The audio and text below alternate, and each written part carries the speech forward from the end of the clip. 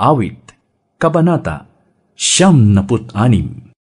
Purihin natin si Yahweh. Awitan ng bagong awit. Purihin natin si Yahweh, lahat ng nasa daigdig.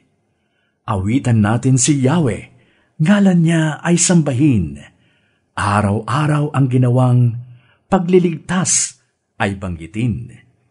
Kahit sa ay ipahayag na si Yahweh ay dakila, sa madla ay ipahayag ang dakila niyang gawa. Si Yahweh ay tunay na dakila, marapat na papurihan, higit sa sinumang Diyos. Siya'y dapat na igalang. Ang Diyos ng sanlibutan, pawang mga Diyos-Diyosan, si Yahweh lang ang may likha ng buong sangkalangitan. Siya'y puspos ng karangalan at ng kaluwalhatian. Ang lakas niya't kagandahan ay sa templo mamamasdan. O si Yahweh ay purihin ng lahat sa daigdigan. Purihin ang lakas niya at kanyang kaluwalhatian. Ang pagpuri ay iukol sa pangalan niyang banal, dumulog sa kanyang templot, maghandog ng mga alay.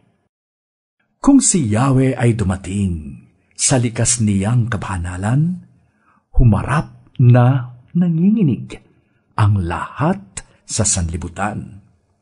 Si Yahweh ay siyang hari, sa daigdig ay sabihin, sanlibutay matatag na, kahit ito ay ugain. Sa paghatol sa nilikha, lahat pantay sa paningin.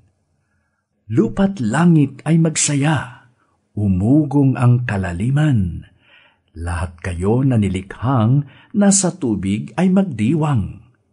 Ang bukirin at ang lahat ng naroon ay sumigaw, pati mga punong kahoy sa galak ay mag-awitan. Si Yahweh ay darating na upang lahat ay hatulan at kanyang paghahariin ang sakdal na katarungan.